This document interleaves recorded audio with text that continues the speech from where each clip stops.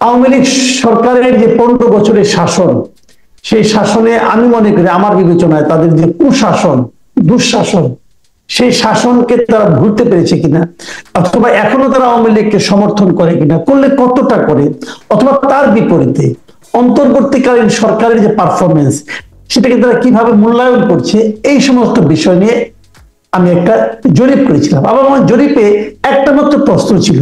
সেই প্রশ্নটা এমন, যদি এখন নির্বাচন হয় তাহলে কাকে ভোট দেবেন। ইউটিউবে সাধারণত 4টা অপশন রাখা যায় এই সমস্ত ক্ষেত্রে, তো আমি 4টা অপশনই রেখেছিলাম।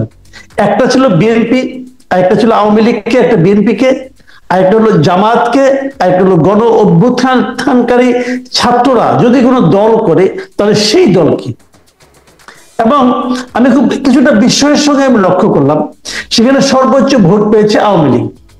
আওয়ামী লীগ পেয়েছে 56% ভোট। দ্বিতীয় স্থানে আছে জামায়াতে ইসলাম, তারা পেয়েছে 20% ভোট। তৃতীয় স্থানে আছে বিএনপি, তারা পেয়েছে 18% ভোট। এবং পঞ্চম স্থানে আছে, যদি গণ অভ্যুত্থানকারী ছাত্ররা দল করে সেই দলকে, সেটা হলো মাত্র 5% ভোট।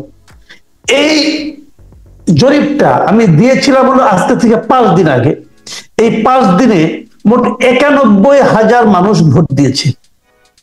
এই জরিপের পর আমি একটু ভূমিকাটা লম্বা হচ্ছে, আমার একটু বলা দরকার, এই জন্য বলছি।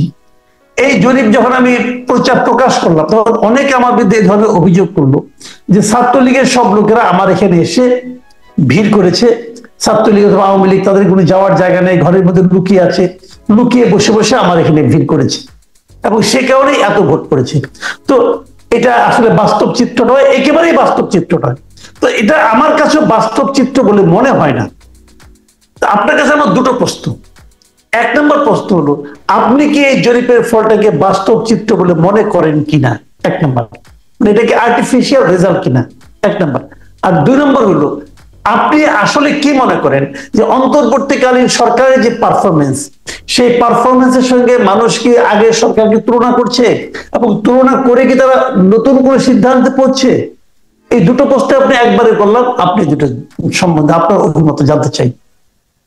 হ্যাঁ, আপনার এই দুটো প্রশ্নেরই উত্তর আমার কথার মধ্যে থাকবে, একই কথার মধ্যে। আপনার জরিপের যে রেজাল্টটা একটু সারপ্রাইজিং যে 56%, মানে আওয়ামী লীগের তো আমরা জানতাম যে ভোট ব্যাংক হচ্ছে অ্যারাউন্ড 35%।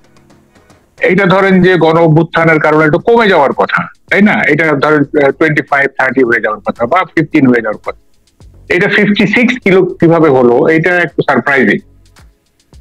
তো আমি আরেকটা পরীক্ষা করতে চাই। আপনি দেখেন এই পরীক্ষাটা কিভাবে হয়। প্রথমে বলে নেই, এটা আবার অনেকে কনফিউজ করতে পারে, আমি কিন্তু আওয়ামী লীগের কেউ না। আমি, আল্লাহ না করুক, আমাকে যেন কেউ কোনোদিন যেন আমাকে আওয়ামী লীগ করতে না হয়। এটার একটা কারণ শুধুমাত্র যে আপনার তাদের নানা রকম পারফরমেন্সের কারণে তা না, একটা বিশেষ কারণ, সেটা হচ্ছে আওয়ামী লীগের সাথে আমার একটা কালচারাল গ্যাপ আছে, একটা সাংস্কৃতিক গ্যাপ আছে। আওয়ামী লীগ হচ্ছে একটা সামন্তবাদী দল, আর আমি হচ্ছি একটা আধুনিক, মানে আধুনিক পুঁজিবাদী সমাজের একটা আধুনিক লোক। ফলে একটা কালচারাল গ্যাপ আছে আওয়ামী লীগের সাথে। এবং আওয়ামী লীগ একটা সামন্তবাদী দল। আপনি ছাত্রলীগের যে কোনো উপজেলা শাখার প্রেসিডেন্ট সেক্রেটারিকে আপনি জিজ্ঞাসা করবেন, কথা বলবেন, দেখবেন তাদের মধ্যে একটা সামন্তবাদী আচরণ, একটা জমিদারি ভাব। এইটার সাথে আমার কালচারটা যায় না, ফলে আমি আওয়ামী লীগের লোক না, এটা আপনি টেক ইট ফর গ্যারান্টেড। এখন আমি একটা প্রস্তাব রাখতে চাই, সেই প্রস্তাবের মধ্যে আপনার দুটো প্রশ্নের উত্তর এসে যাবে। সেটা হচ্ছে, ধরেন আওয়ামী লীগের গায়ে ন্যূনতম গন্ধ নেই এমন কোন লোক আগামী নির্বাচনে দাঁড়াতে পারবে না। ন্যূনতম গন্ধ শরীরে আছে। কি করব আমরা? একটা এক্সপেরিমেন্ট। সেটা হচ্ছে যে প্রত্যেকটা কনস্টিটিউয়েন্সিতে এক বা একাধিক প্রাইভেট কলেজ আছে। তো সে সমস্ত প্রাইভেট কলেজের যে কোনো একটি থেকে যে কোনো একজন, এটা লেকচারার হইতে পারে, অ্যাসিস্ট্যান্ট প্রফেসর হইতে পারে, অ্যাসোসিয়েট প্রফেসর হতে পারে, সে তার গায়ে আওয়ামী লীগের কোনো গন্ধ থাকা চলবে না। সে আওয়ামী লীগের নৌকা মার্কায় ভোট করবে, এবং সে কোনো প্রচারণাও করবে না। ঠিক আছে? এই 300 আসনেই। তারপরে যদি একটা গ্রহণযোগ্য নির্বাচন হয়, তাহলে সেই রেজাল্ট দেখে আমরা বুঝবো যে আসলে মানে আওয়ামী লীগের জনপ্রিয়তা কতটুকু এবং সরকারের প্রতি বা জনপ্রিয়তা কতটুকু, এটা আমরা তখন তখন বুঝতে পারবো।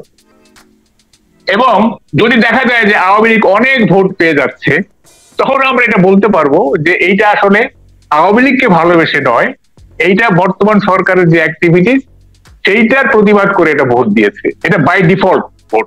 আমরা এটা ধরে নিতে, এটাও এক ধরনের ধরে নেওয়া যাবে আর কি।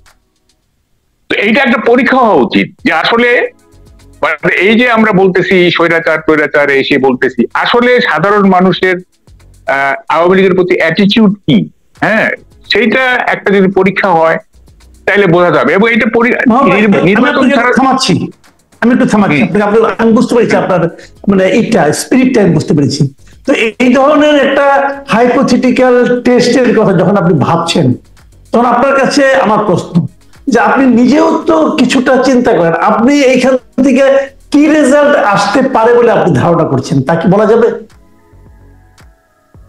সেটা মানে আমার যে আপনার যে জরিপটা, হ্যাঁ, এটা আমি একেবারে from neutral point of view বলতে পারি। যেমন ধরেন আমি যখন বাজারে যাচ্ছি তখন আমি অনেককেই বলতে শুনতেছি যে আগের আমল ভালো ছিল, আমি অনেককেই বলতে শুনছি, এটা কিন্তু হার্ড রিয়ালিটি। এটা যদি বৈষম্য বিরোধী ছাত্র আন্দোলন বা তাদের সমন্বয়ক একটা মাইন্ড করেন, এইটা আবার তো মিথ্যা কথা বলার কোনো কারণ নাই। আমি অনেককে বলতে শুনেছি যে আগের আমল ভালো ছিল। এবং এইটা ঠিক, বর্তমান সরকারের পারফরমেন্সের উপরে মানুষ সন্তুষ্ট না অনেকগুলো কারণ। একটা হচ্ছে যে যেমন ধরেন যে দ্রব্যমূল্য, 2 নম্বর হচ্ছে ললেসনেস, তারপরে 3 নম্বর হচ্ছে আপনার এই যে নির্বাচনের তারিখ ঘোষণা করছে না ইত্যাদি। এখন সরকারের প্রতি যে গ্রিভিয়েন্সটা, এইটা কে ক্যাশ করতেছে, এটা কে ব্যাক করতেছে, কার থলিতে যাচ্ছে? এটা বিএনপির থলিতে যাচ্ছে, না আওয়ামী লীগের থলিতে যাচ্ছে, না জামাতের থলিতে যাচ্ছে, না অন্য কোনো বামপন্থীদের থলিতে যাচ্ছে? এটা তো আপনি নির্বাচন ছাড়া বুঝতে পারবেন। হ্যাঁ, সরকারের প্রতি যারা অসন্তুষ্ট হয়েছে বিশেষ করে দ্রব্যমূল্য এবং ললেসনেসের কারণে, তারা আসলে কোন দিকে ঝুঁকতেছে, তাদের শিফটিংটা কোন দিকে হচ্ছে, বিএনপি না জামাত না আওয়ামী লীগ না কি, এটা তো আপনি ইউ ক্যানট ডিসাইড ইট মানে উইদাউট এনি পোল, তাই না? আপনি তো ভোট ছাড়া এটা বুঝতে পারবেন না। এইবার আপনার পরিকল্পনার পেছনে যে আপনি যে কি চিন্তাটা, এখানকার লজিকটা কি, আপনি কি আশা করতেছেন? না, আমি তো এইটা আমি একটা হাইপোথেটিক্যালি বললাম যে এইভাবে মানে ধরেন তো আওয়ামী লীগ তো একটা স্বৈরাচারী শাসন চালাইছে, ঠিক আছে?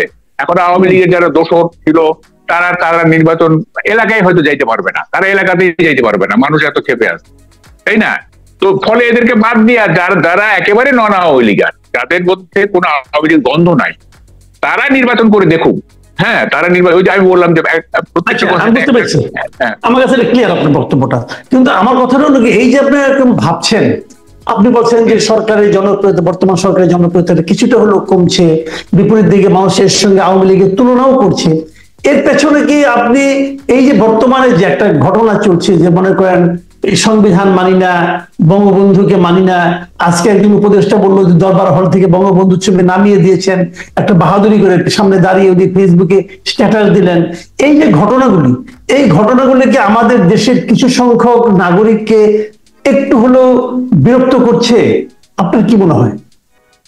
না, এইটা তো মানুষ ভালোভাবে নিচ্ছে না। মানে হচ্ছে যে এগুলো তো নন ইস্যু, এগুলিকে ইস্যু করা কেন হচ্ছে আমি এটাই বুঝি না।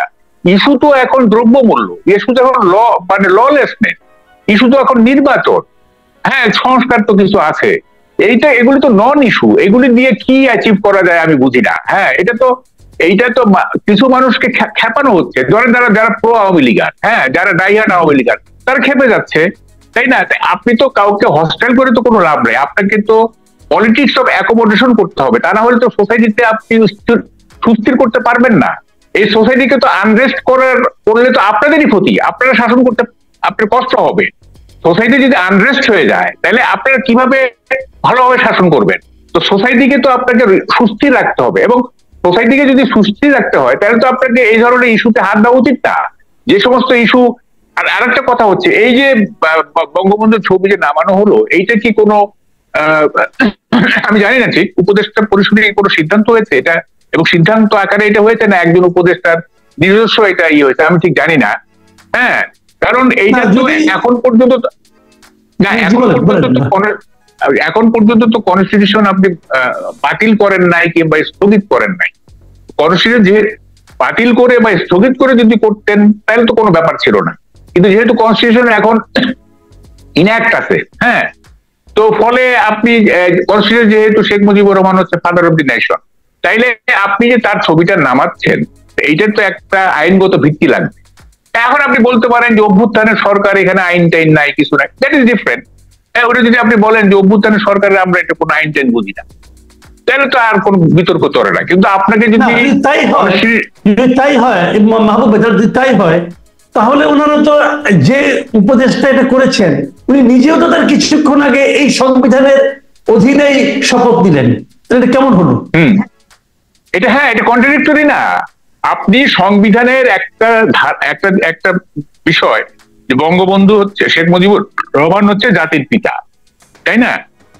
এইটা আপনি বঙ্গভবন থেকে সরাই দিলেন, আবার এই কনস্টিটিউশনের অধীনেই আপনি ইয়ে করলেন, শপথ দিলেন। এটা তো সেলফ কন্ট্রাডিক্টরি হয়ে গেল, স্ববিরোধী হয়ে গেল। আপনার কিন্তু একটা করতে হবে, যে আপনি কনস্টিটিউশন হেল্ড আপ করে দেন বা কনস্টিটিউশন আপনি রেলিংপুশ করে দেন, বাতিল করে দেন, কোনো অসুবিধা তো নাই। এখন একটা গণ অভ্যুত্থানের সরকার, আপনাদের সরকার যা করবে তাই হবে, কিন্তু আপনি কনস্টিটিউশনকে বলবৎ রেখে আপনি যদি এক্সট্রা কনস্টিটিউশনাল কিছু করেন তাইলে তো এইটা তো মানুষ স্বাভাবিকভাবে নিবে না, তাই না? এবং এইটা আপনার দায়িত্ব হচ্ছে, আপনি শুনেন চিফ অ্যাডভাইজার তো প্রথম দিনই বললেন যে আমরা ইউনিটি চাই, we are in one family. আমরা তো খুশি হয়েছিলাম, আমরা হ্যাঁ ঠিক আছে, সাংঘাতিক ব্যাপার, একটা ন্যাশনাল ইউনিটি, আমরা সবাই এক পরিবার। হ্যাঁ, তা আমরা তো দেখছি ক্রমে ক্রমে ক্রমে ক্রমে মানুষকে ডিভাইড করে দেওয়া হচ্ছে, মানুষকে ডিভাইড করতে হচ্ছে, মানুষকে অসন্তুষ্ট করা হচ্ছে। আপনি কি এটা অস্বীকার করতে পারবেন যে বঙ্গবন্ধুর ভক্ত বাংলাদেশে একেবারেই নেই, একজনও নেই? এটা কি হয়? আপনি গ্রামে যান, 80 থেকে 85 বছরের যে কোনো লোক আপনি জিজ্ঞাসা করেন যারা আওয়ামী লীগ করতো, তারা নিরীহ, তারা কোনো দলবাজি করে না, তারা কোনো চাঁদাবাজি করে না, তারা কোনো সুবিধা, নিরীহ। সে বলবে যে ভাই 54 সাল থেকে নৌকা মার্কায় ভোট দিয়ে আসতেছি, বঙ্গবন্ধু, যুক্তফ্রন্টে ভোট দিছি, 70-এ ভোট দিছি, আমরা ভাই বঙ্গবন্ধুর সাথে আছি। একদম 80-82 বছরের বৃদ্ধ যারা, আমি হ্যাঁ, তারা দেখবেন নিরীহ টাইপের লোক, কিন্তু বঙ্গবন্ধুকে তারা ভালোবাসে। তারা আপনার বক্তব্য যে এই যে অপ্রয়োজনীয় বিতর্কগুলো, এটা জাতিকে আসলে ঐক্যবদ্ধ করার পরিবর্তে বিভক্ত করছে, বিভক্ত জাতি অগ্রসর হতে পারে না, এবং বিভক্ত জাতিকে রুল করাও কঠিন। বিভক্ত জাতিকে যে আপনি শাসন করবেন এইটা, এবং সোসাইটিকে আনরেস্ট করা, এইটা তো কোনো বুদ্ধিমান সরকার করে না। বুদ্ধিমান সরকার করবে যে তার যে এজেন্ডা গুলি আছে, তার যে সমস্ত বর্তমান সরকারের যে সমস্ত এজেন্ডা আছে, সরকার সংস্কার এগুলো যা আছে, এগুলোকে তারা পার্সু করবে। আপনি অনেক ধন্যবাদ জনাব মাহবুব কামাল, আপনি অনেকক্ষণ